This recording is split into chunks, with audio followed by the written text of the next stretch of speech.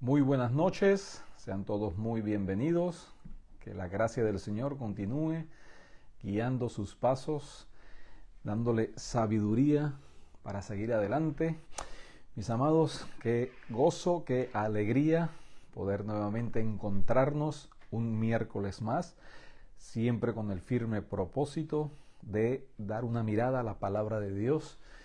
Y a lo largo de estos años hemos estado viendo unos libros preciosos de la Escritura, Salmos, Proverbios, Eclesiastés, Cantares, y últimamente terminamos el libro de Esdras.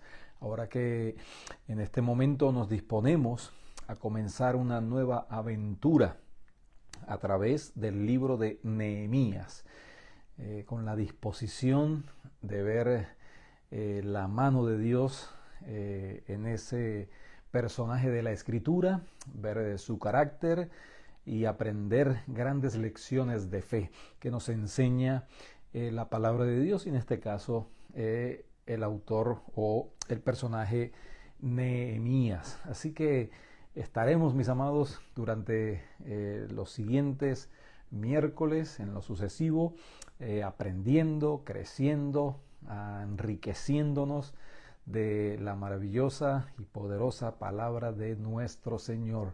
Así que disponemos este tiempo, le pedimos al Señor sabiduría, dirección, que nos acompañe en esta nueva aventura y que nuestra vida, nuestro carácter, nuestro ser, también el ministerio que el Señor ha puesto en nuestras manos, el llamado que Dios ha hecho a su vida, si usted está al frente de una congregación o de un ministerio, o también en lo personal, de algún negocio, de alguna responsabilidad en el hogar. Aquí encontraremos principios de liderazgo, de cómo apropiarnos, ¿no?, de la guía del Señor y de la sabiduría de la palabra de Dios en dependencia constante y continua. Así que oramos al Dios del cielo, como dice el libro de Nehemías. Señor, gracias. Gracias nuevamente por traernos hasta aquí, Señor. Y Señor, te pedimos que nos guíes en esta nueva aventura, que nos acompañes, que nos des sabiduría, que pongas en nosotros, Señor, el deseo y la pasión para conocerte, Señor, a través de tu palabra. Afírmanos, Señor, en lo que tú has puesto como responsabilidad en lo personal, en lo individual y también como iglesia. Guía nuestros pasos, Padre de la Gloria. Estamos en tus manos, somos tuyos, tu pueblo, te pertenecemos y te damos tantas gracias, Señor, por esta nueva oportunidad. En el nombre de Jesús, nuestro Señor y nuestro Salvador. Amén y amén. Mis amados, estamos aquí entonces, el libro de Nehemías. Nehemías, mis amados, es un personaje maravilloso, ¿no? Así como vimos el personaje de Esdras y todo, ¿no? Nehemías cautiva nuestro corazón. Nehemías quizás no es tan directo como Ageo, quizás como Esdras. Vemos en Nehemías esa hermosa combinación de devoción y acción, ¿no? Sí, igual que la mayoría de los autores, personajes de la Escritura, ¿no? Pero Nehemías nos va a enseñar grandes lecciones, así que estemos muy pendientes, sobre todo aquellos que estamos al frente de algún tipo de responsabilidad en una iglesia local, ¿sí? Para que esos principios nos guíen, nos fortalezcan, nos den ánimo y veamos que en medio de la adversidad sí es posible, cuando nosotros nos rendimos al Señor y buscamos su sabiduría. Es posible avanzar, es posible vencer la adversidad y es posible ser instrumento en las manos del Señor en tiempos de dificultad. Mis amados, hoy estaremos leyendo capítulo 1, versos 1 al 4, a manera quizás de introducción. Y la palabra de Dios dice así: palabras de Nehemías, hijo de Acalías. Aconteció en el mes de Quisleu, en el año 20, estando yo en Susa, capital del reino, que vino Hananí, uno de mis hermanos, con algunos varones de Judá, y les pregunté: por los judíos que habían escapado, que habían quedado de la cautividad, y por Jerusalén. Y me dijeron: el remanente, los que quedaron de la cautividad allí en la provincia, están en gran mal y afrenta, y el muro de Jerusalén derribado y sus puertas quemadas a fuego. Cuando oí estas palabras, me senté y lloré, e hice duelo por algunos días, y ayuné y oré delante del Dios de los cielos, ¿no? Hasta aquí esta noche, en este primer miércoles, dando una mirada al libro de Nehemías, ¿no? Este nombre, Nehemías, significa Jehová consuela, ¿no? Jehová consuela, y de verdad que cuando leemos los 13 capítulos de este libro, vemos que Nehemías, luego que emprende su viaje, llevó consuelo al pueblo que estaba abatido, que estaba sufriendo, los muros derribados, las puertas quemadas, es decir, había una vulnerabilidad ante los ataques insidiosos del enemigo, y vivían entonces en un constante asedio, en un constante peligro, vivían constantemente amenazados, en temor, porque no había una defensa en todo el perímetro de la ciudad, ¿no? Nehemías llega 13 años después que llegó Esdras, ¿no? Han pasado 13 años, ya se ha reconstruido entonces el altar, el templo, anteriormente por Zorobabel, luego llega Esdras, y ahora a 13 años alrededor, siempre tenemos que decir alrededor porque algunos eruditos manejan diferentes fechas dependiendo de dónde comienzan a contar los meses, los días o los años o los personajes que estaban en ese, pero siempre decimos alrededor, más o menos para tener una idea, no precisa, no exacta, pero sí una idea de el tiempo que ha transcurrido. 13 años alrededor. Llega entonces Nehemías, y allí él comienza esa obra de la reconstrucción de las murallas, ¿no? Es decir, esas murallas tienen alrededor de 130 años desde que fue quemada y destruida la ciudad por mano de Nabucodonosor. Pasa al exilio, 70 años, regresa a Zorobabel, luego Esdras, y ahora entonces regresa Nehemías, ¿no?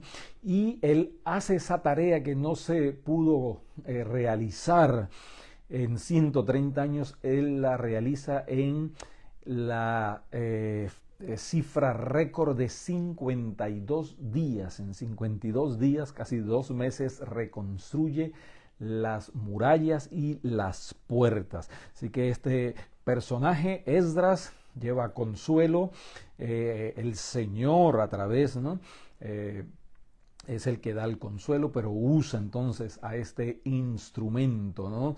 Así que, mis amados, más o menos estamos pensando que es la fecha alrededor del 444 antes de Cristo, es decir, de los libros postexílicos e históricos. Entonces este viene siendo, cronológicamente hablando, el último libro del Antiguo Testamento. Luego entonces vendrán 400 años de silencio hasta la aparición de Juan el Bautista, el precursor, el que allana el camino para la aparición de el Mesías, ¿no? Pero vemos algo importante, ¿no? Que en este libro debemos de tomar en cuenta, ¿no? Si bien es cierto que el nombre Nehemías significa Jehová consuela o da consolación, el nombre de su papá, Acalías, significa Dios ha olvidado o nos tiene olvidados, ¿sí? Ese es el significado del nombre del papá. Es decir, el abuelo le dio el nombre al papá de Nehemías en un contexto de quizás la percepción del abandono de Dios. Fueron años entonces de exilio, fueron años donde el Señor les había llevado pues cautivos para disciplinar al pueblo de Dios, y sentían entonces que Dios les había olvidado, ¿no?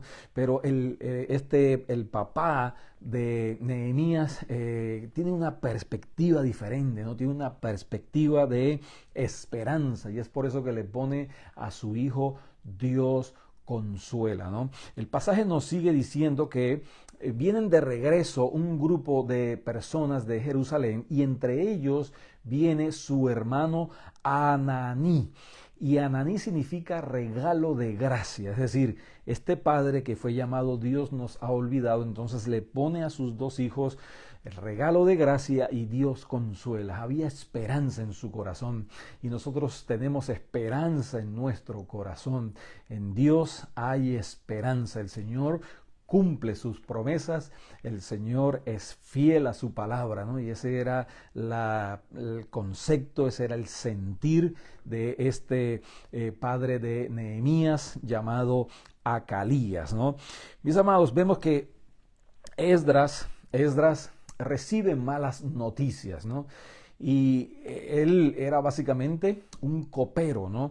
Pero de copero él pasa a ser reconstructor, y al final del libro entonces él pasa a ser gobernador. Así que vemos que no solamente él lleva consuelo al pueblo, lleva esperanza al pueblo, sino que vemos su desarrollo en la medida en que va creciendo y avanzando su carácter, su responsabilidad, porque en lo poco has sido fiel, en lo mucho te pondré. Lo lleva desde copero, pasa por un reconstructor cuando él no era un constructor, y llega a ser gobernador cuando él no era gobernador, ¿no? Así que vemos cómo el Señor va hilvanando los hilos de la vida de este personaje maravilloso, ¿no?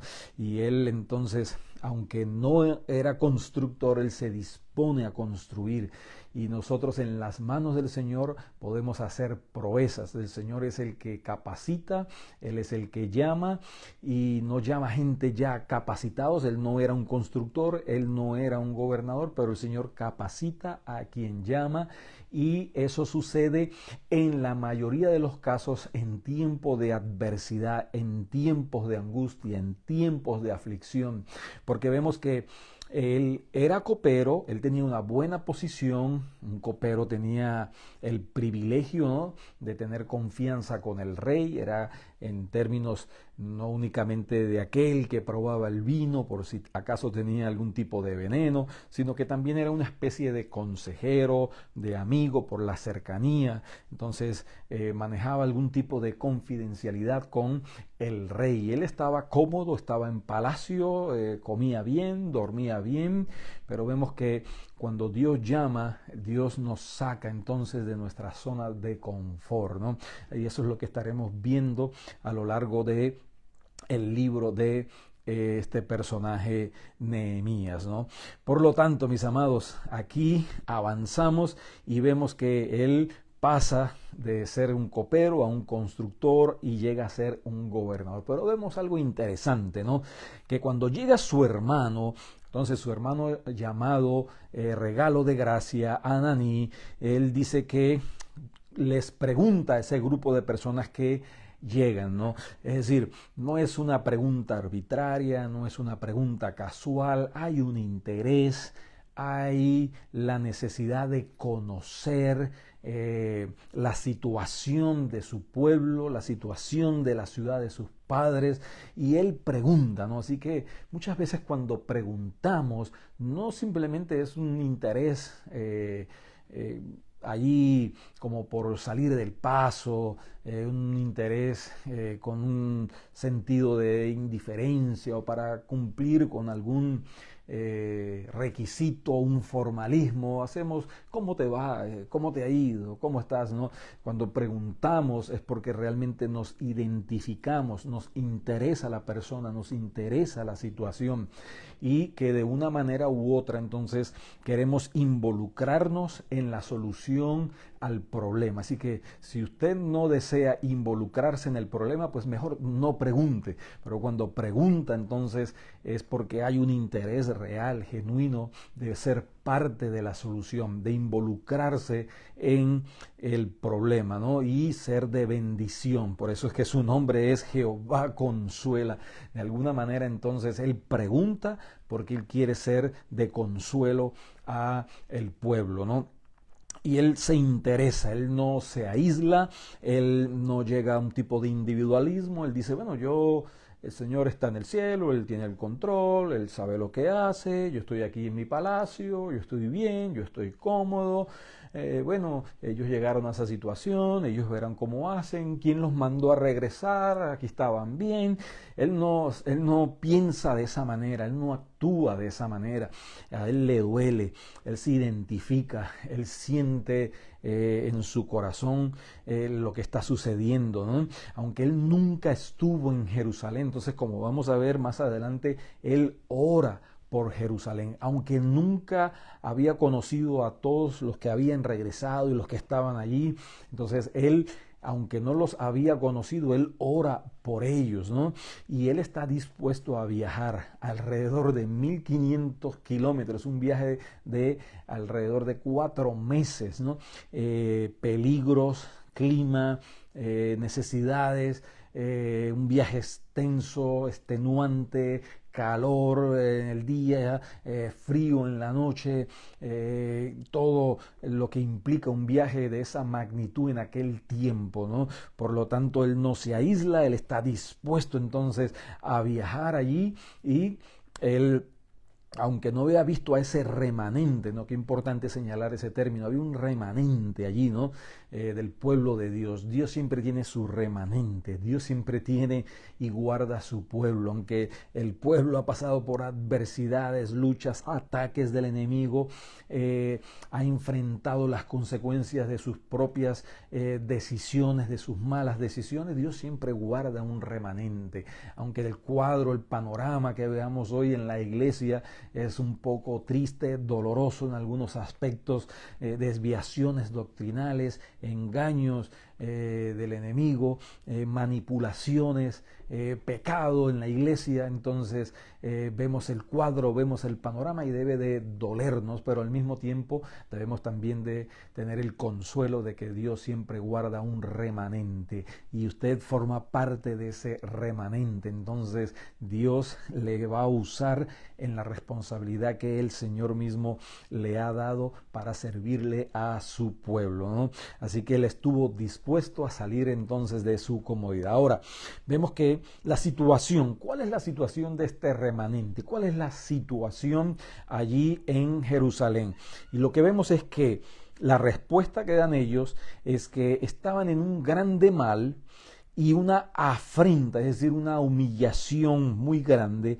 El muro de Jerusalén está derribado y sus puertas están quemadas a fuego, ¿no?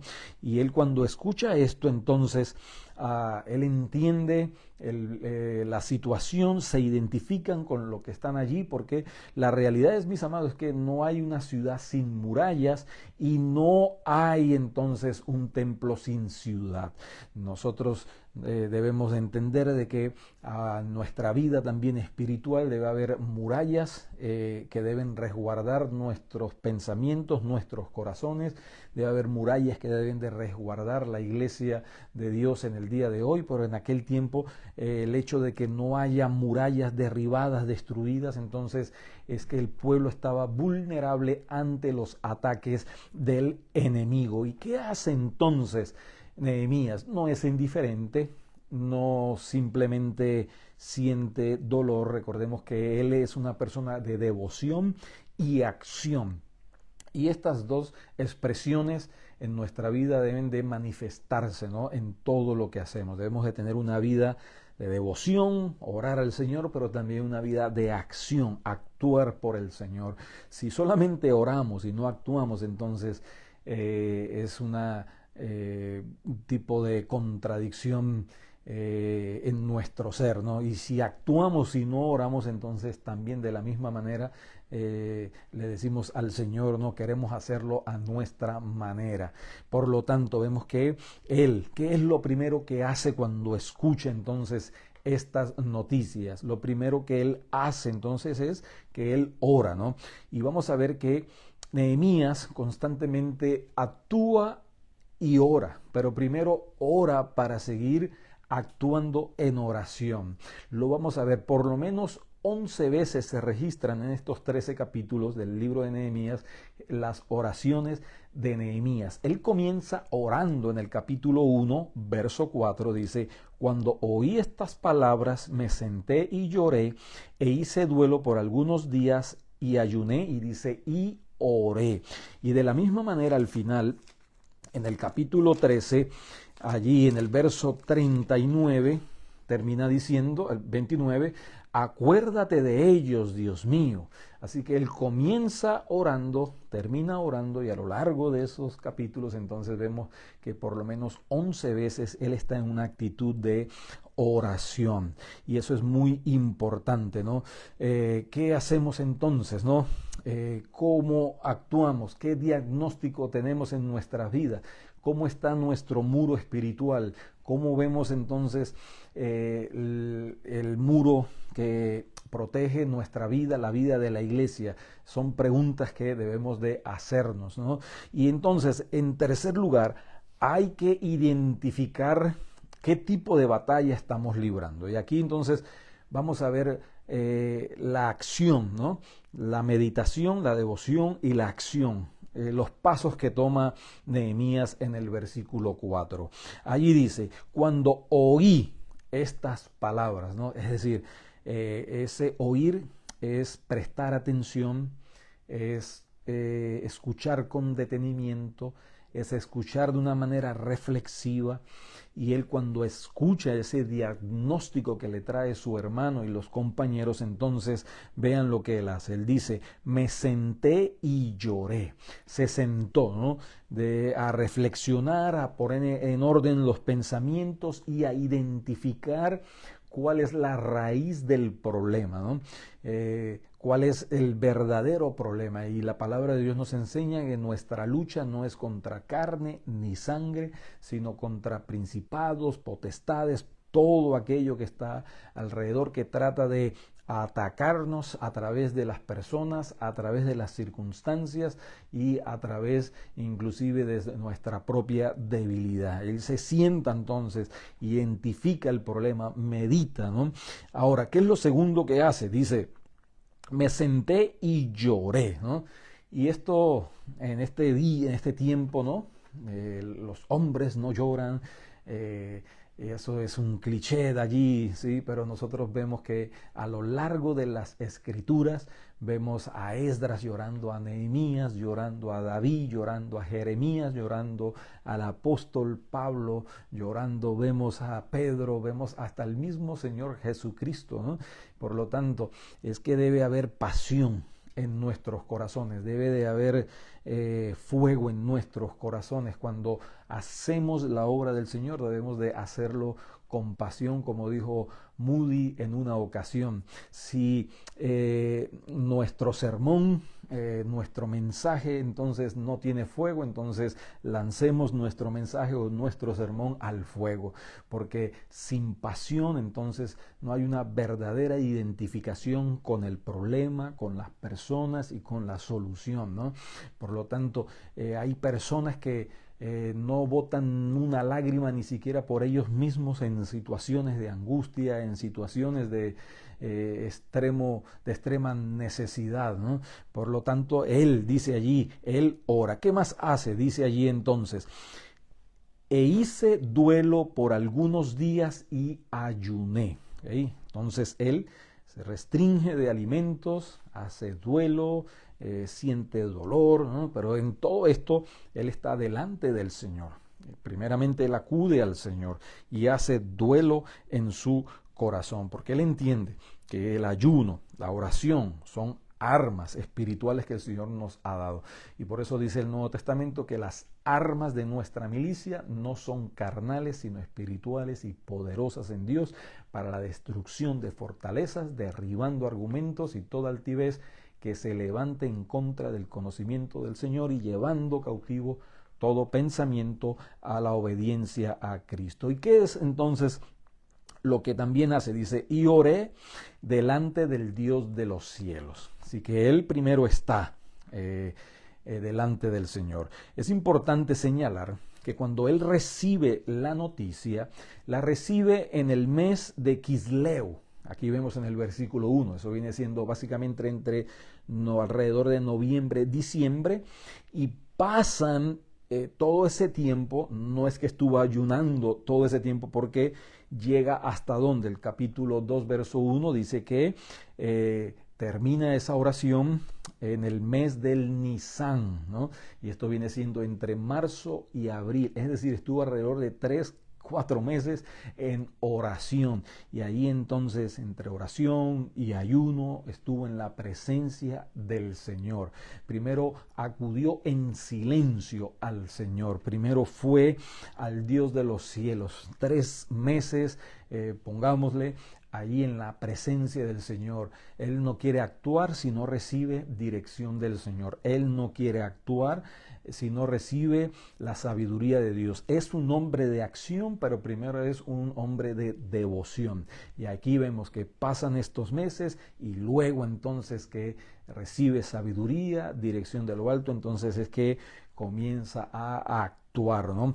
Así que vemos allí la devoción y la acción. La devoción es esperar en Dios y la acción es actuar por Dios o en Dios, ¿no? Y ya, mis amados, para finalizar esta introducción, vemos que él no actuó solo, aunque él acude a solas al Señor en ese inicio, y vemos que más adelante entonces él actúa en equipo, ¿no?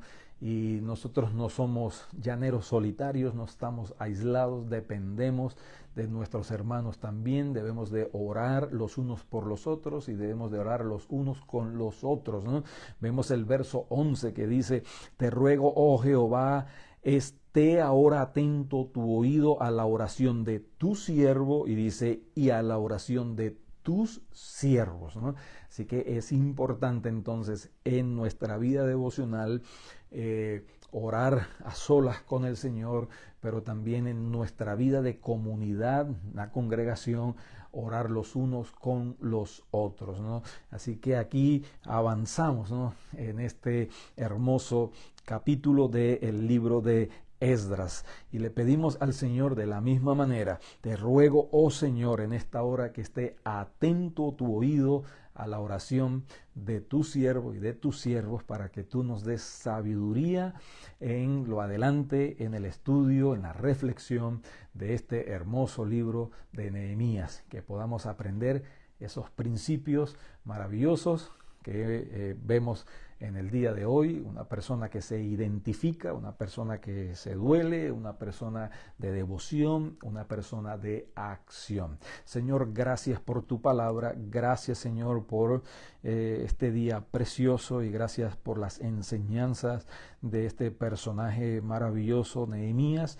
Que nos ayude, Señor, que nos guíes y que nos dé la fortaleza para nosotros también aplicar esos principios a nuestra vida, y de la misma manera podamos seguir creciendo, así como Nehemías, de copero a constructor, a gobernador, y que lo que tú pongas en nuestras manos, Señor, el ministerio, el llamado, lo podamos cumplir a cabalidad, llevando una vida de devoción y de acción para tu honra y para tu gloria. Te lo pedimos, Señor, en esta hora, en el nombre de Jesús.